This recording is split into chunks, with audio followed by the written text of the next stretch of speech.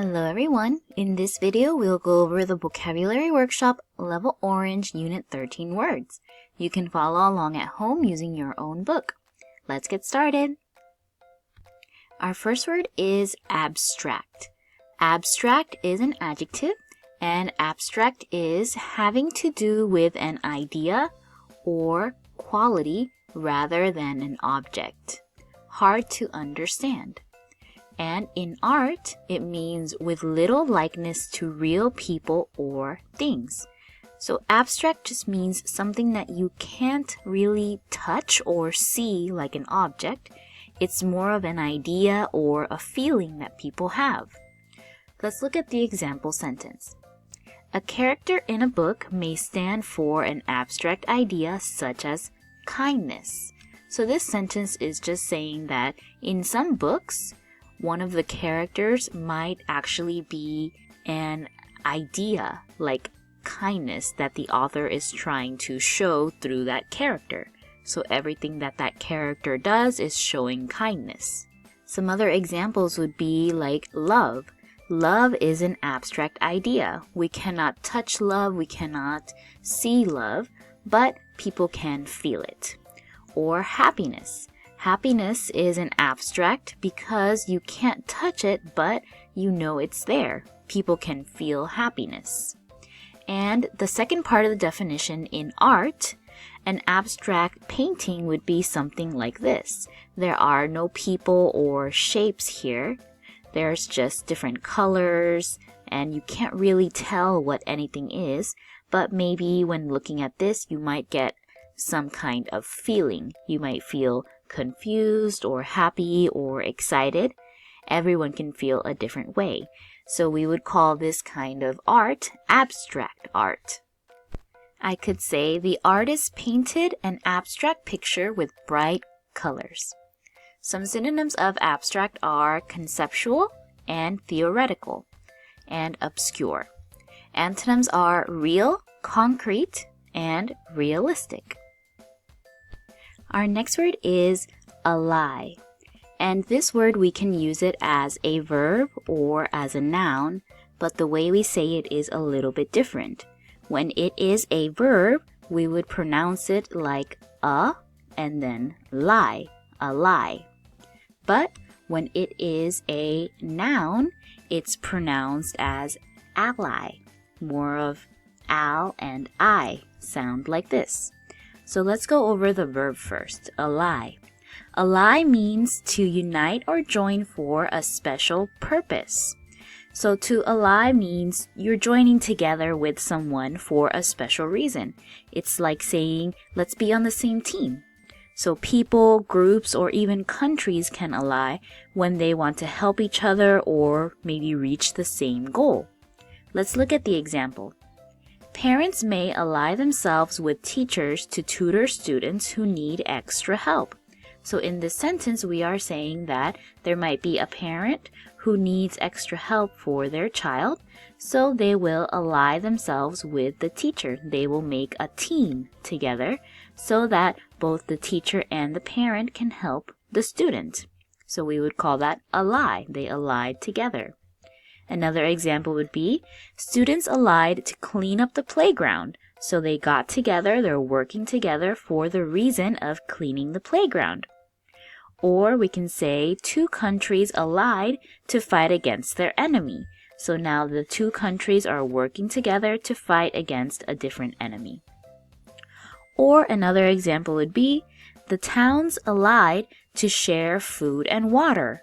Imagine there's some terrible storm that left some towns without the things that they need, so they decided to come together, they allied, to share the things they have, like food and water.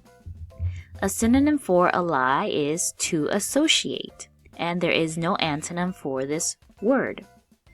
Now, as a noun, we would say it as ally, and the ally is a person or country joined with another for a special purpose. So an ally is the person or the thing that helps you. They stand by you and they work with you. Countries can be allies and people can be allies too. For example, Great Britain was an ally of the United States in World War II. Another example would be, he is my ally in the game. So maybe they are playing a game together and they're on the same team, so they can be called allies. So again, countries can be allies, they can work together, or people can be allies too. Allies work together to reach the same goal. And a synonym would be a partner. Antonyms are an enemy and opponent. Our next word is appoint. Appoint is a verb, and appoint means to choose someone for a position or duty, to decide on. So appointing means that someone is going to get a special job or action that they have to do. For example, if the teacher says that you are the line leader today, then that means the teacher appointed you, the teacher chose you to have that job. So we can use this verb appoint to describe that action when someone chooses you for a job or a position. The example sentence says, some mayors appoint their town's police chief. So this sentence is talking about maybe a mayor of a town, which is like the leader of the town, and they can appoint or they can choose who will be the police chief or who will be the leader of the police.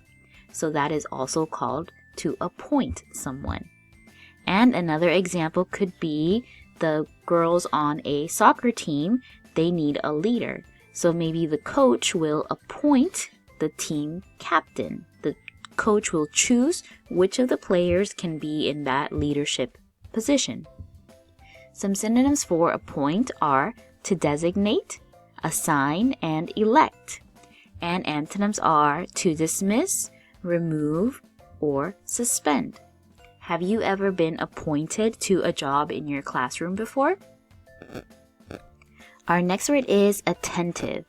Attentive is an adjective, and attentive means that you are paying attention. You are thoughtful and polite. So when you are attentive, you are listening carefully and you are paying close attention to something. The example says, when you write a composition, you should be attentive to spelling and punctuation. A composition is just anything that you are writing. It could be a paragraph or an essay. And anytime that you are writing something, you should be attentive. So you should be paying attention or be careful about your spelling and your punctuation. Another example would be, the attentive child noticed her friend was sad. So this child is very thoughtful. She's caring about her friend. She's thinking about her friend.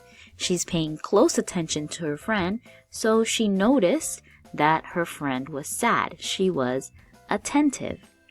I could also say, the students were attentive during the lesson. They were paying attention during the lesson. Or if you go to a restaurant and you have a waiter, you could say, the waiter was very attentive to the customers. So maybe the waiter was very kind and polite, and they were always listening to what the customers needed, bringing them their food and water. So we can describe this waiter as being attentive. Some synonyms are alert, considerate, and courteous. Antonyms are inattentive and inconsiderate. Our next word is bonus. Bonus is a noun, and bonus is something extra or beyond what is owed or expected. So a bonus is an extra thing that you get, usually like a reward. It's not something that you have to get, but it's something extra that makes you happy. For example, let's say that you do your homework and then your teacher gives you a sticker because you did your homework. That would be called a bonus. You don't need to get a sticker, but because you got it, because it's something extra, it makes you feel happy, so it's a bonus.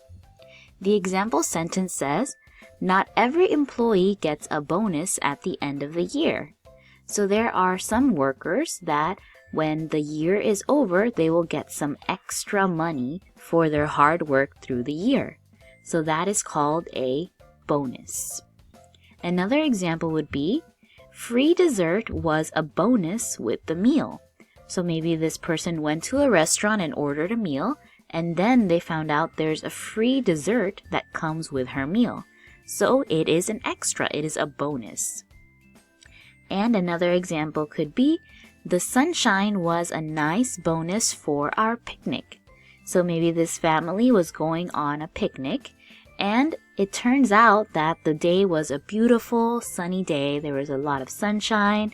Maybe there were happy birds singing everywhere around the park. Those things are not needed. You don't need a lot of sunshine to have a picnic. So it would be called a bonus. It's an extra thing that they did not expect, but it made them happy. Synonyms are a reward, benefit, gift, and prize. Antonyms are a penalty, deduction, and fine. Our next word is carefree. Carefree is an adjective, and carefree means without troubles, worries, or responsibilities. So when you are carefree, you feel light and happy and free because nothing is bothering you. For example, we can say that children that are playing outside and laughing are carefree. The example sentence says, summer vacation is usually a carefree time for our family.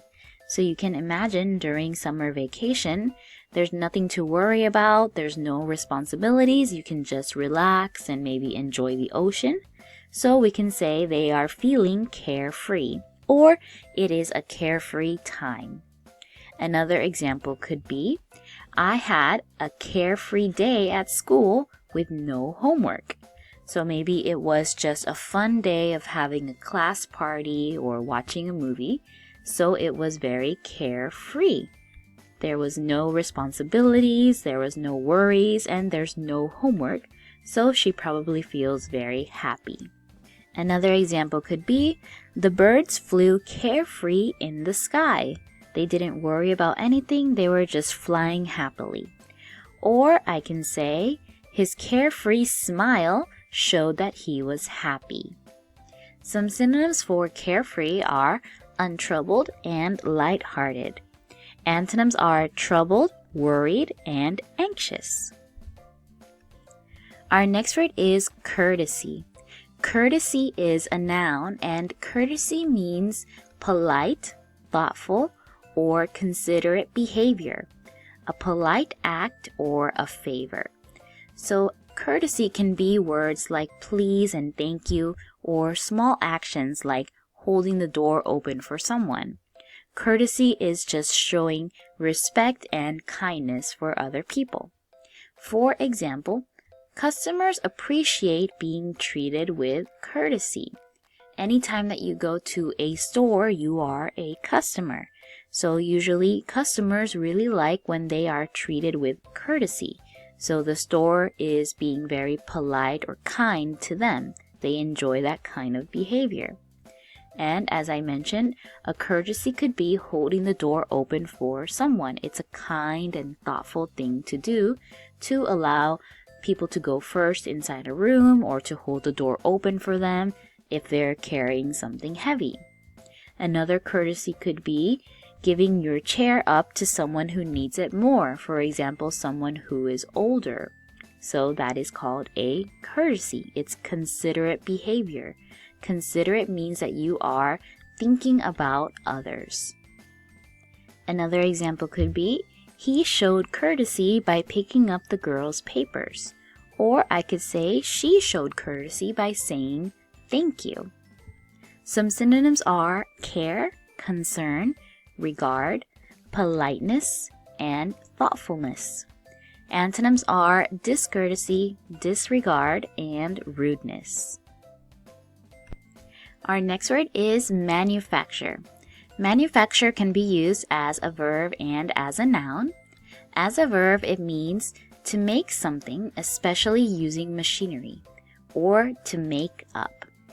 For example, I could say, I had to manufacture an excuse. So in this sentence, someone is making up an excuse or a reason why something wasn't finished. For example, let's say that your teacher asks you where your homework is, but you didn't do your homework. So you make up an excuse or a reason why you don't have it. So an example would be, my dog ate my homework, so I don't have it with me. So that is manufactured. It's something that you make, but it's not true. You make it up. The other meaning of this word is actually just making something, especially using machinery. For example, cars. Here in this building, they manufacture cars, or they make the cars. And as a noun, manufacture means the making of something, especially using machinery. So the meaning is the same, we're just using it as a verb in this first definition and as a noun. So now it's the thing, the manufacture, the making of something. The example says, a factory in our town specializes in the manufacture of automobile parts. So in this sentence, we're saying that there's a factory like this one here in a town, and the thing that they do, or the specialty thing that they do, is they manufacture. Automobile is cars. So they manufacture automobile parts.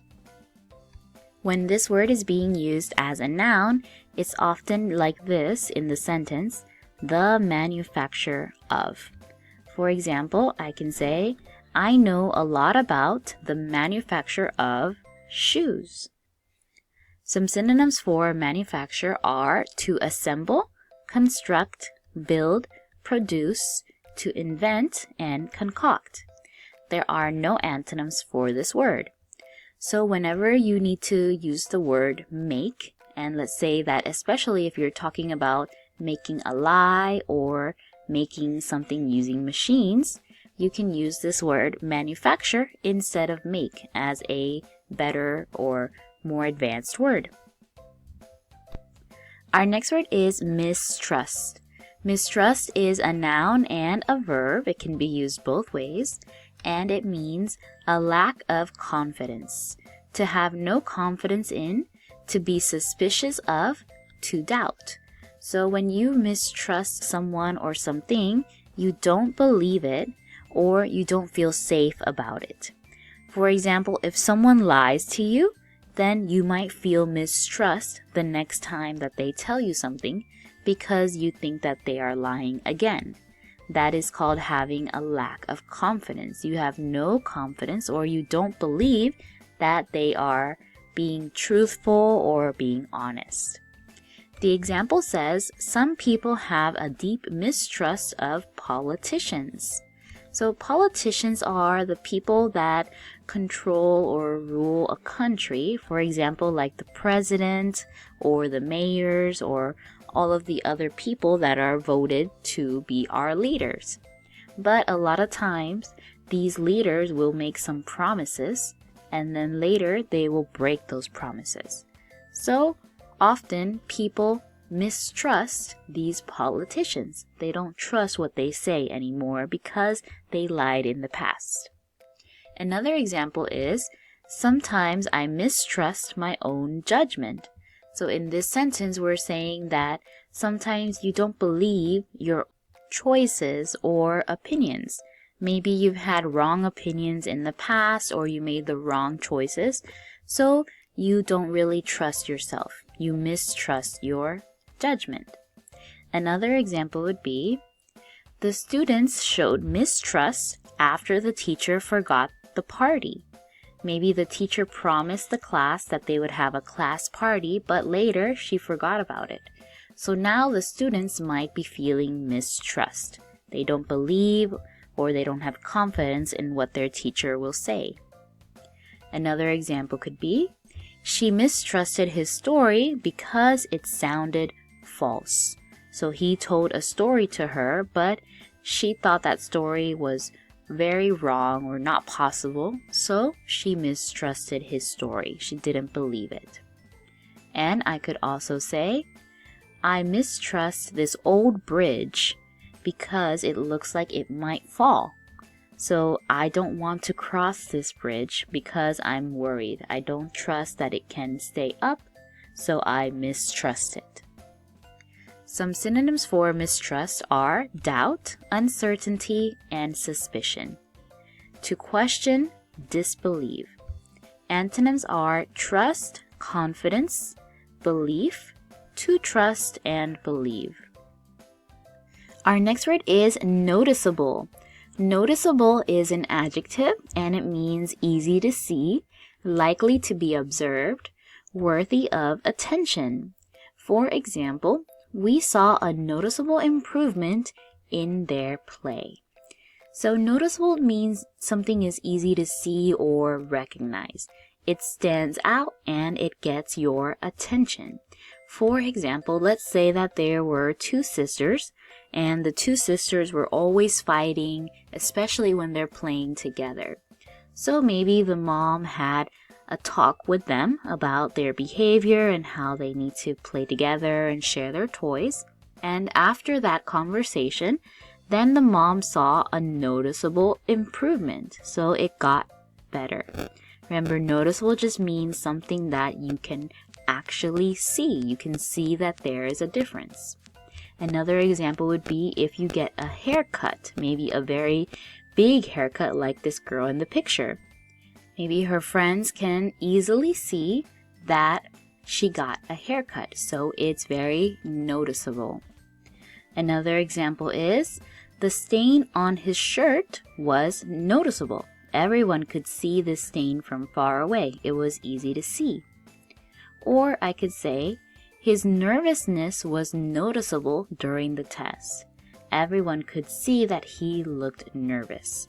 So anytime you can easily see or observe or understand something, it is noticeable. Some synonyms are observable, visible, obvious, and evident. Antonyms are overlooked, hidden, and obscure. Our next word is overthrow. Overthrow can be used as a verb or as a noun, but their meaning is very similar. It's just to overturn, to bring about the fall or end of, an act of bringing down defeat. So when you overthrow someone, it means you take power away from a leader or from a government. It's when people fight to make the leader or the system of a country fall and to replace it with something new. For example, the rebels will overthrow the cruel leader. And the people celebrated the overthrow of the heartless king. So just like in this picture here, you can imagine that there is someone who was at the very top, like a leader. And maybe they were not a very good leader, so the other people who are below chose to overthrow them or defeat them. So now this person at the top is gone, and there can be a new leader that goes to the top. Another example could be like this picture here. Let's say that there is a kingdom where there are nails. So there's a lot of nails in the kingdom, and their king is a hammer. Of course, because a hammer is very strong. But the hammer is very cruel. They are not nice.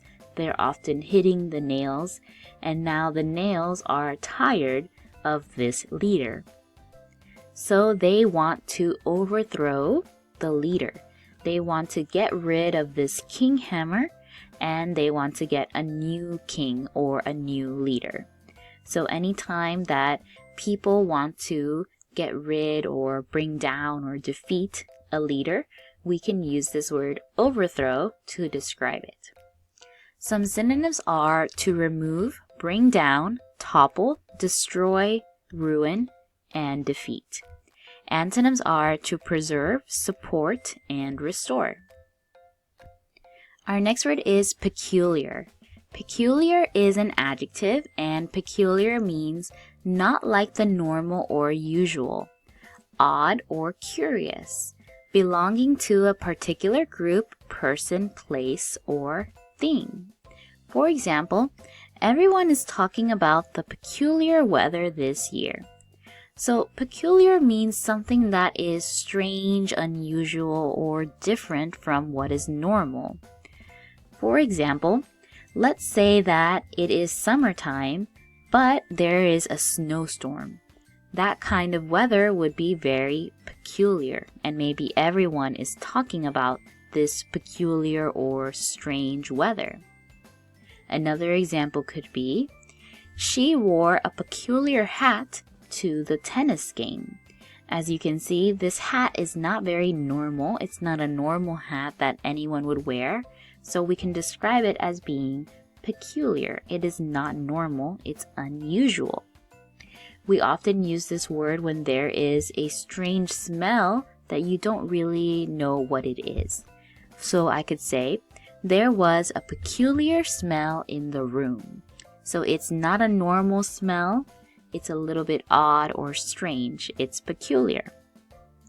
And the second definition of this word, belonging to a particular group, person, place, or thing, we can use this example to describe it.